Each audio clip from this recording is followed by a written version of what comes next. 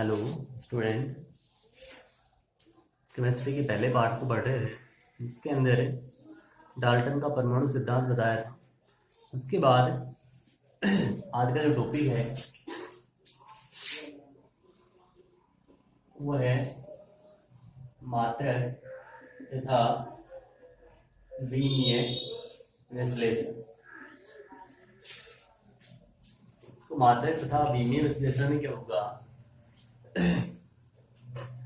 कि मान लीजिए किसी भी विक्रिया में या किसी के अंदर जो क्रिया कारक होते हैं, विक्रिया में भाग लेने वाले होते हैं, उनकी यदि मात्रक एसआई मात्रक, तो वे प्रोडक्ट के अंदर भी मात्रक एसआई के अंदर ही लेके आने होते हैं। और किसी भी यदि प्रक्रिया के दौरान जरूरी नहीं है कि सभी के अंदर एसआई मात्रक ही हो, तो उन्हें हम मात्रक को आपस में चेंज भी कर सकते हैं, दूसरी पत्ती के अंदर भी हो सकते हैं। जैसे मान लीजिए दूरी है, दूरी को मील में मापते हैं, किलोमीटर में मापते हैं, मीटर में मापते हैं, जो कि एसआई मात्रक होने केवल मीटर होता है। या बंद लंबाई है, दो परमाणुओं के बीच की दूरी है, तो उसे एंगस्ट्रॉम में, पिकोमीटर में यानी मापा जाता है। द्रव्यमान को पाउंड में भी, किलोग्राम के अंदर भी तो उन्हें मापा जाता है। तो उन्हें चेंज करना हो, यानी कि मात्रकों का रूपांतरण करना हो एक पद्धति से दूसरी पद्धति, तो इकाई गुणक पद्धति को काम में लिया जाता है। और इसी पद्धति काम में लेते हैं इकाई गुणक पद्धति।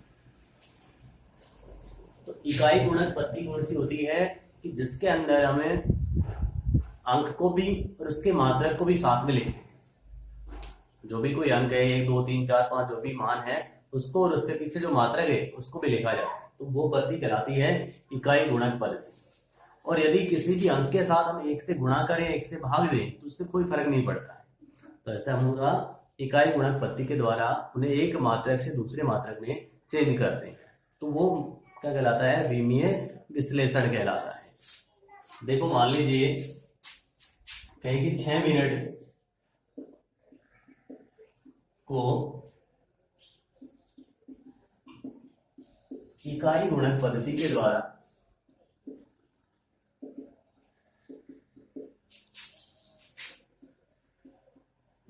सेकंड में परिवर्तित की,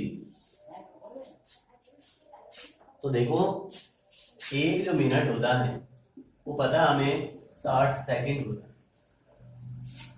ठीक है। तो अब हमें मिनट को सेकंड में कैसे लिखेंगे कि 6 मिनट जो है, अब सेकंड सीधा नहीं लिखेंगे, हमें क्या करना है मात्रक और अंक दोनों साथ लिखने। 6 मिनट को यदि गुणा कर दें हम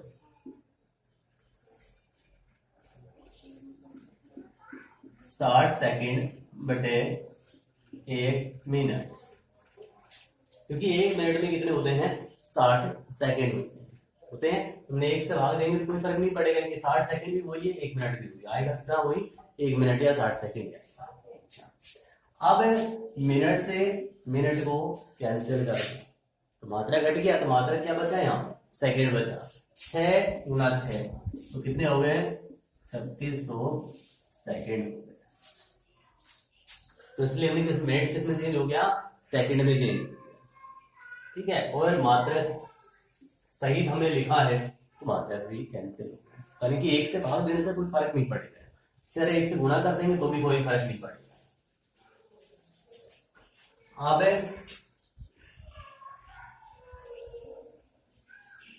2 घंटे हैं, उन्हें सेकंड में चेंज करना है, तो क्या करेंगे हम?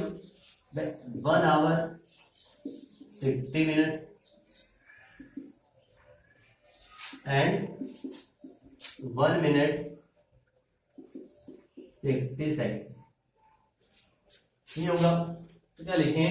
2 आवर इंटू 60 मिनट बटे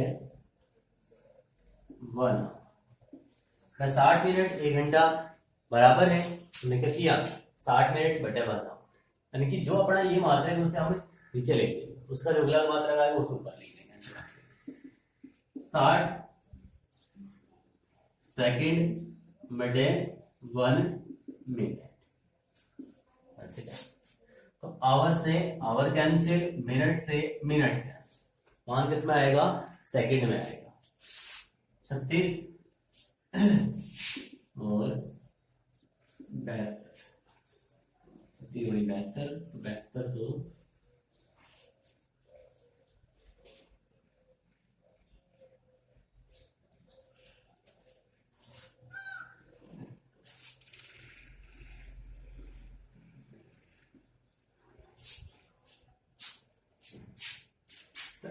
तो इस तरह उन्हें चेंज कर सकता है आसानी से।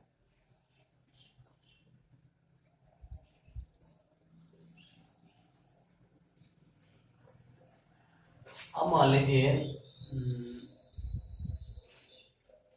ये तो थी समय की बात, लंबाई ये हो तो भी ऐसे कर सकते हैं, आयतन की बात हो तो भी इस तरह से चेंज कर सकते हैं।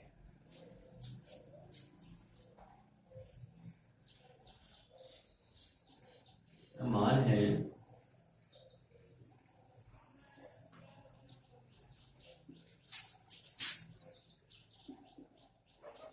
निम्न को इकाई गुणक पद्धति द्वारा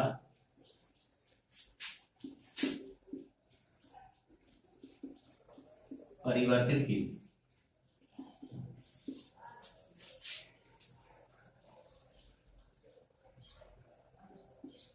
25 किलोमीटर टू मीटर में और 1 नैनोमीटर टू मीटर के और एक एंगस्ट्रोम को भी मीटर। ये तो बता दी ऊपर वाला, नैनोमीटर, पिकोमीटर सबसे। और जो एंगस्ट्रोम होता है, एक एंगस्ट्रोम होता है 10 की पावर -10 मीटर। तो ये चेंज करना है आपको, किलोमीटर मीटर में, नैनोमीटर मीटर में, एंगस्ट्रोम मीटर के अंदर।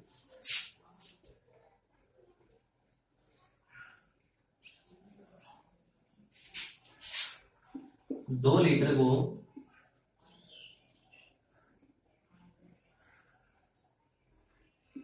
मीटर क्यूब में चेंज करना है कि 2 लीटर के अंदर कितने मीटर क्यूब।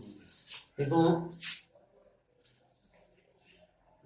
जो पेट्रोल पंप होते हैं उनके ऊपर यदि देखा हो तो एक डिजिट के अंदर तो उनके जो रेट है वो लिखे होते हैं, दूसरी जो डिस्प्ले होती है उसके अंदर कितना उसमें आयतन भरा हुआ है, कितना पेट्रोल उसमें बचा हुआ है या कितना आयतन उसके अंदर भर सकते हैं वो लिखा होता है। वो मान होता है मीटर क्यूब के, यानी कि लीटर किसमें चेंज हो सकता है, मीटर क्यूब के अंदर। 1 लीटर इक्वल टू 10 की पावर 3 सेमी क्यूब, ठीक है। और सेंटीमीटर मीटर में चेंज कर सकते हैं, तो कैसे, 1 सेंटीमीटर बराबर होता है 10 की पावर -2 मीटर। यानी कि लीटर को किसमें चेंज करना है, पहले सेमी क्यूब में, और सेमी क्यूब को फिर किसमें चेंज कर देंगे, मीटर क्यूब के अंदर चेंज करना। तो ये परिवर्तन करना, बस 4 है, 1 2 3 और 4 ये चेंज हो जाते हैं। इसी तरह होंगे जिस तरह हमने ये किया, ठीक है। उसके बाद है अवगाद्रो परिकल्पना।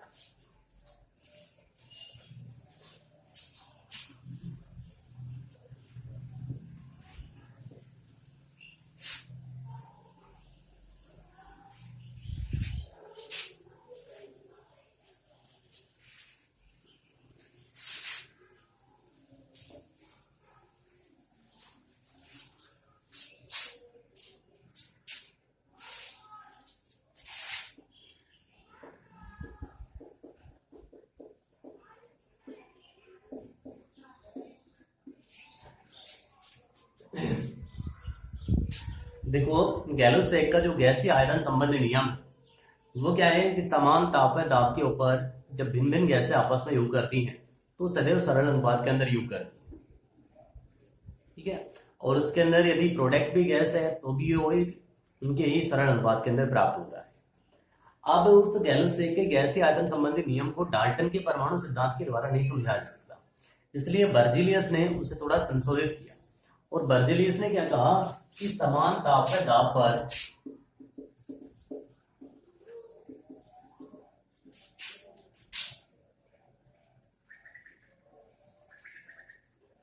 कि समान तापदाब पर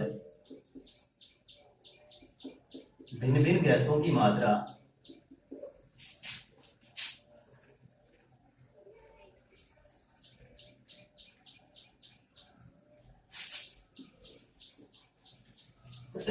मतलब उसके अंदर जो आयतन है उस आयतन को उसके अंदर परमाणु के अंदर परिवर्तित किया।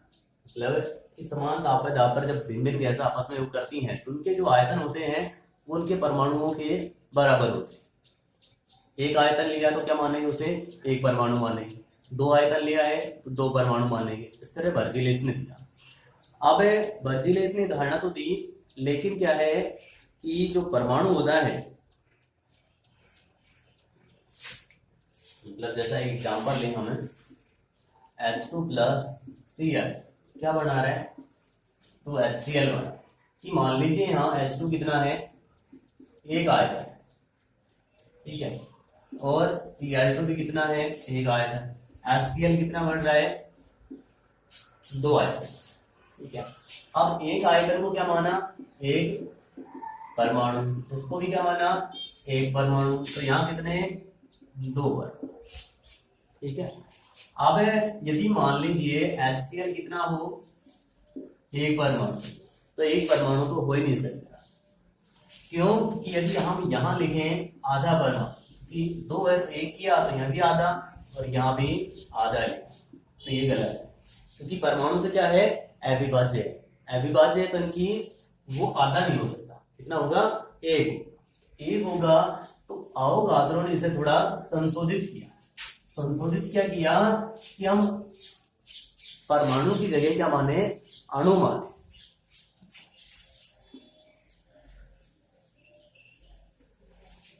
यानी कि समान तापदाब पर जब भिन्न भिन्न गैसें आपस में योग करती हैं तो उनके अंदर आयतनों की जो संख्या होती है इसके ऊपर अणुओं की संख्या के बराबर होती है, अणुओं की संख्या के ऊपर निर्भर करती है। तो जैसे हम ले H2 प्लस Cl 2H, अब इससे क्या माने, एक आयतन, ये भी कितना है, एक आयतन। यहाँ कितना लिखा है, दो, तो ये कितना बना, दो आयतन, ठीक है। अब मान लीजिए एक आयतन में अणुओं की संख्या कितनी है, n अणु, ठीक है। n अणु है तो क्या लिख देंगे यहाँ, n अणु। यहाँ भी कितने, n अणु, ये कितने बन रहे हैं, 2n। अब मान लीजिए एक अणु बराबर कितना है ना, n अणु बराबर कितना है, मान लीजिए एक अणु, n की संख्या कितनी हो, एक हो मान, तो हम क्या लिखेंगे यहाँ, एक अणु। यहाँ भी कितना, एक अणु। यहाँ कितने बने, ठीक है। क्या लिख सकते हैं, क्योंकि जो अणु होता है वो बताया है कि अणु दो या दो से अधिक परमाणुओं से मिलकर बना होता है, ठीक है। अब एक अणु, दो अणु प्रोडक्ट बना है, बनाना कितना है, मान लीजिए एक अणु, ठीक है। एक अणु, तो यहाँ कितना लिखेंगे हम, आधा अणु। यहाँ भी कितना, आधा अणु। आधा हो सकता है क्योंकि इसके अंदर दो या उससे अधिक परमाणु योग करते हैं, क्योंकि परमाणु आधा नहीं हो सकता, ठीक है, कि वो अविभाज्य। तो आधे अणु की जगह क्या लिख सकते हैं, एक परमाणु लिख सकते हैं। इसी तरह यहाँ भी क्या लिख सकते हैं, एक परमाणु लिख सकते हैं, और यहाँ क्या बनेगा, एक अणु। अब यदि मान लीजिए यहाँ में परमाणु लिखना हो तो गलत है, या आधा परमाणु तो हो ही नहीं सकता। तो इसलिए बर्जीलियस की जो धारणा थी गैलोसे के नियम के लिए, वो किसने संशोधित की, अवोगाद्रो ने संशोधित की कि परमाणु की जगह हम क्या लेंगे, अणु को काम में लेंगे। कि परमाणु तो क्या है, अविभाज्य, तो उसे और आगे विभाजित नहीं कर सकते। तो ये हो गए। उसके बाद में अवोगाद्रो जो परिकल्पना है उसके हैं अनुप्रयोग।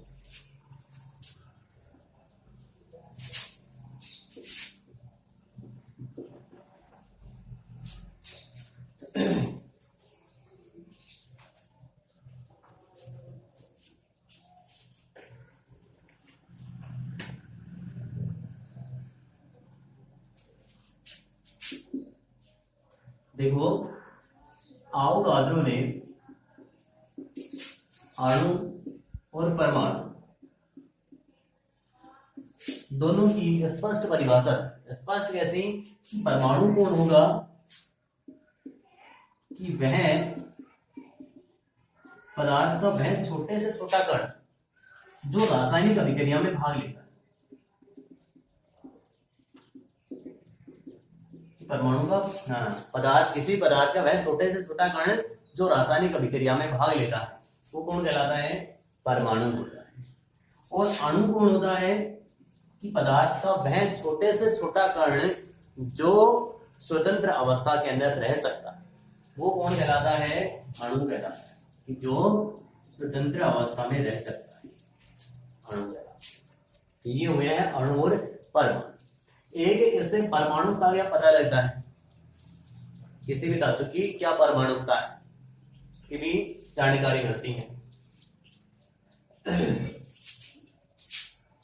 जैसे इस रासायनिक अभिक्रिया के अंदर जो है H2 और Cl इनकी परमाणुता कि हाइड्रोजन, जैसे मान लिया आपको लिख दिया हमने H2 और Cl, यहां लिख दिया हमने हाइड्रोजन और यहां लिख दें क्लोरीन।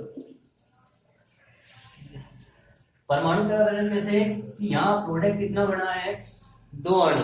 तो 2 अणु बना है तो यानी कितने कितने काम में आए? एक एक अणु काम में आए। 2 अणु कितना हो सकता है? आधा अणु भी हो, यानी एक अणु भी हो सकता है। वह प्रोडक्ट के अंदर क्या बन सकता है? एक अणु बन सकता है। जब एक अणु बनेगा तो आधा अणु इसका काम में आया, आधा अणु इसका काम में आया। अब आधा अणु है तो मतलब उसमें परमाणु कितना है? 1 है। और एक अणु है तो उसमें परमाणु कितने हैं? 2 हैं। तो यानी कि दोनों की परमाणुता कितनी है? इसकी भी 2, इसकी भी 2। यदि हम हाइड्रोजन और ऑक्सीजन को भी काम में लेते, जैसे लेते हम हाइड्रोजन प्लस ऑक्सीजन, उससे क्या बनता? जल बनता। जल का कितना लिखे? मान लीजिए एक आयतन लिखे, एक आयतन बना। उसी तरह एक आयतन में क्या बने? n अणु।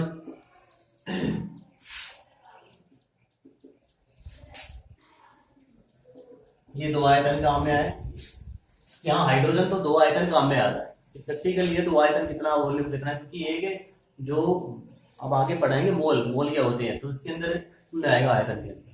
तो यहाँ हाइड्रोजन 2 आयतन काम में आता है, ऑक्सीजन 1 आयतन, तो जल कितना? 2 आयतन। अणु कितने हो उसमें? n अणु। n अणु को तो कितने हो जाएंगे? 2n अणु। इसके अंदर n अणु, इसमें कितने? 2n अणु। n की जगह एक हो मान लीजिए तो ये हो जाएगा 2 अणु। ये कितना? 1 अणु। ये कितना बना? 2। प्रोडक्ट कितना बना? मान लीजिए 1 अणु बना तो 1 अणु, तो उसके अंदर ऑक्सीजन कितना काम में आया? आधा अणु। और ये कितना काम में आया? 1 अणु काम में। तो मान लीजिए जल 1 अणु बनाना हो तो आधा अणु तो ऑक्सीजन का लेते हैं और 1 अणु हाइड्रोजन का लेते हैं। तो आधा अणु मतलब उसके अंदर परमाणु कितने हैं? 1 है। जब 1 अणु तो परमाणु कितने हैं उसमें? 2 है। ऑक्सीजन की परमाणुता कितनी है? 2 है। तो उनकी परमाणुता की जानकारी।